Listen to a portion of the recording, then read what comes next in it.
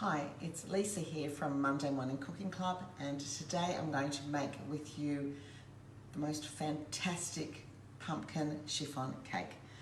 It's a great cake for any time of the year, but of course with Halloween coming up, if you're a Halloween sort of person, then it really hits the nail on the head.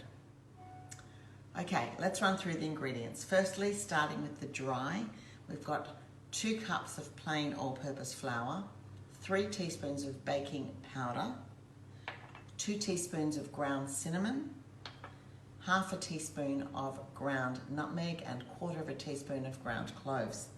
They are your dry ingredients, which we're going to sift together in a minute. Then you're going to need 345 grams, which is 1½ cups of caster sugar, 7 eggs, which I have separated into the yolks and the whites, 1 teaspoon of vanilla extract, and I've got 1/2 cup of oil and 1/2 cup of water, and the oil I'm using is just a plain unflavoured oil, and today I'm using grapeseed.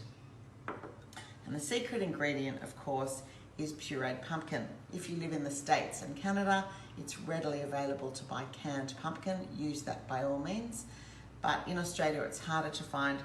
So what we do is we roast a Kent or Japanese pumpkin in the oven without peeling it at 200 degrees Celsius, that's 400 degrees Fahrenheit, for about 50 minutes on an oven tray until it's soft enough to stick a fork in. Let it cool, scoop out the flesh, puree it, and then I keep it in freezer containers like this, marked with 260 grams in brackets 1 cup pumpkin puree anytime I want to make this cake. Okay, so let's sift together the dry ingredients. I just have a fine colander and I'm going to put in the flour, the baking powder, and the spices. And I'm just going to sieve them together.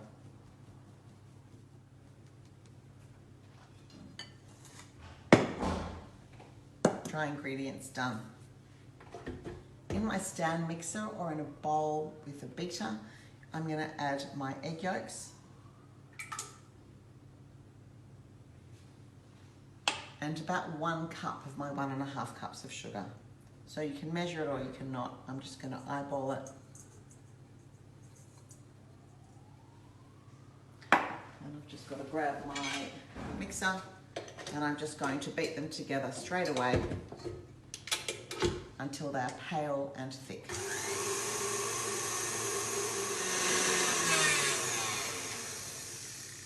So I'll show you now. You can see the egg yolks and sugar are thick and pale, and I'm now ready to go to the next step, which is to add in the oil and the water, which is our liquid ingredients, alternating with our dry. So I'm going to put the beater on slow. I'm going to get a spatula and I'm going to alternate. A spoon of dry, a couple of spoons of dry ingredients, and a little bit of the liquid, just like that. And the beater is on the lowest speed. And continue to do that until all the mixture is used.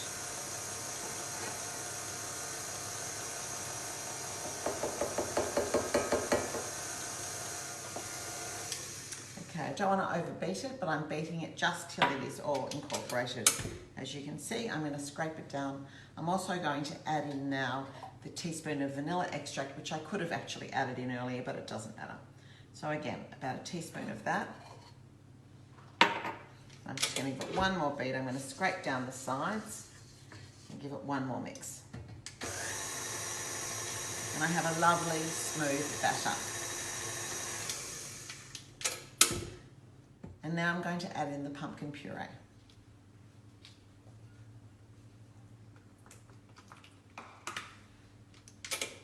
And I'm going to beat it again until it is just incorporated. I don't want to overwork it.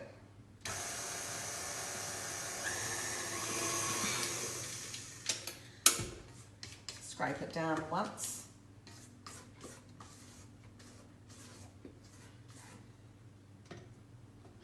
And I will give it one more mix, and then the base mixture is done.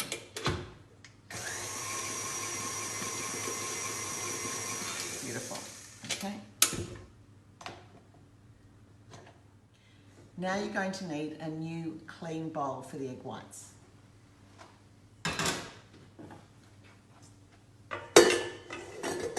We're going to change to the whisk attachment, and I'm going to put the egg whites in the bowl.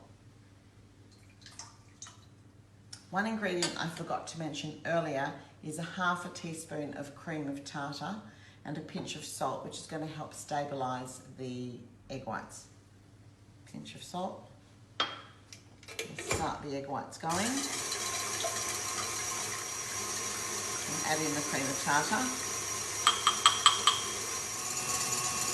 So I'm going to whisk the egg whites until soft peaks form, and then I'm going to add the remaining sugar. Show you what I mean.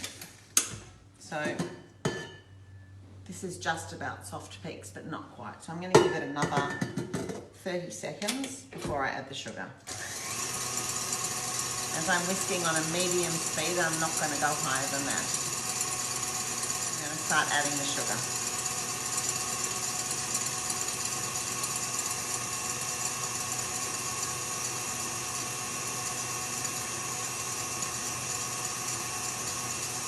I'm not dumping it all in at once, and I'm doing it reasonably gradually.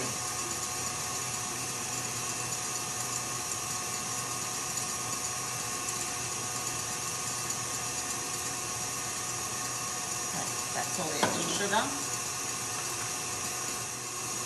Now I'm going to whisk it on medium until I have stiff peaks but not dry peaks.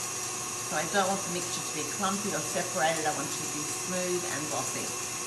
And it's getting that way. I've got my tin ready. The thing about a chiffon cake is that you do not grease your tin. The idea is that you want the batter to stick to the tin as it cooks, so that when you turn it upside down, it doesn't fall out, and the gravity helps keep it high. I can see the marks that the whisk is leaving in the egg whites. And for this cake, I always say it's better to under rather than over whip the egg whites. And I think that's pretty good. That's pretty stiff, so that'll do us. So let's just get the last bit off. Beautiful, lovely, glossy and thick.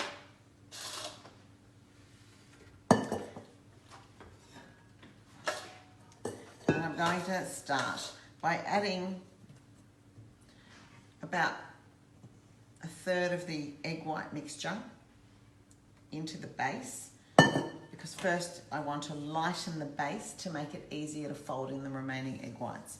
It's quite a heavy base because of the pumpkin. So I'm going around with my spatula and through the bottom in a circular motion. I'm trying to keep all the air in this batter that I can. Okay, so I think that's ready for the rest. And now we're going to add the remaining egg whites.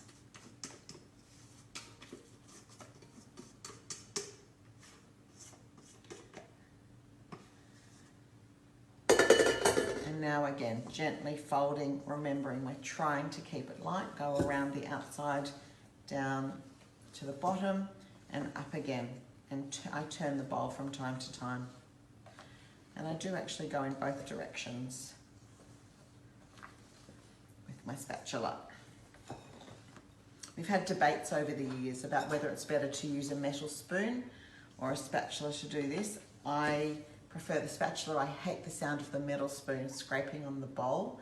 The girls love the metal spoon thing, so since I'm here on my own, I'm doing it with a spatula and I love it. I feel that you can get every last bit from the edges and the bottom more than with a spoon. So as soon as it is beautifully combined, I don't want to see any big yellow streaks or blobs in there from the pumpkin. I want it to be smooth and uniform, but still light and airy. It's really a beautiful batter. It smells spicy and pumpkin-y, and it already smells good before it's even cooked. So I'm happy with that. And I'm going to pour it into my ungreased tin. Just like that.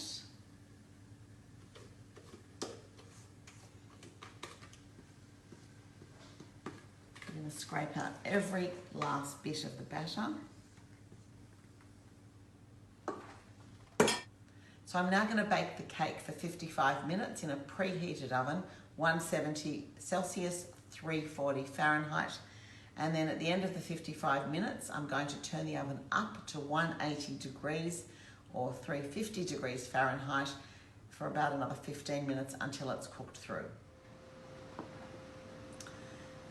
So the cake has just come out of the oven. It didn't quite need the full 15 minutes. It needed about 7 minutes after the initial 55. I tested that it was cooked by gently placing my hand on the top of the cake while it was in the oven, and you can feel that the batter is cooked all the way to your hand. You could also use a skewer if you prefer, but you can see that it's starting to come away from the edges. As soon as it comes out of the oven, you need to take your bottle, which you have already checked fits in the funnel, put it into the funnel and invert it onto your bench top just like that.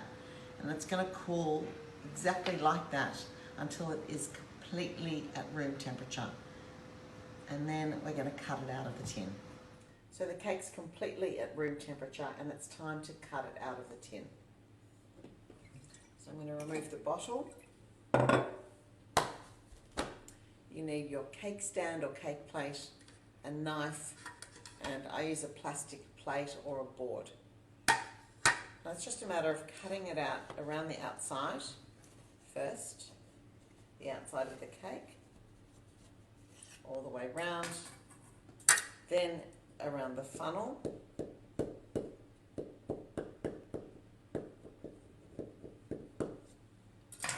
and then push it out from the bottom. Looks beautiful. Then we have to cut the base. And remember, it's completely stuck to the base because we haven't greased it, which is what you want. I find it easier actually to do this on the bench, but I just wanted to show you. Turn it around like that.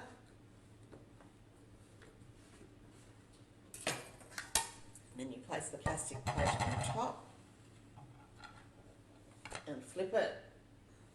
And then your cake stand and flip it again. Many people serve their chiffon cakes the other way around, but we serve ours this way with the top at the top. And now it's time to ice it.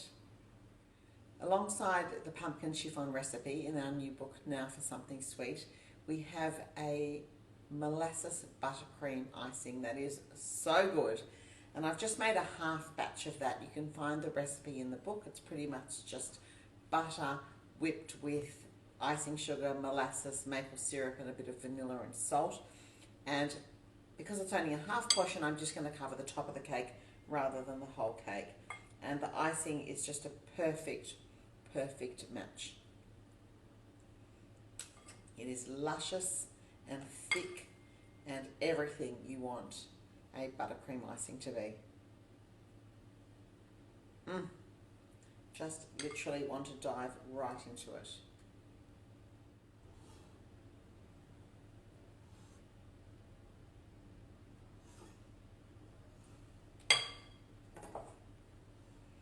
Ready to cut it? I am.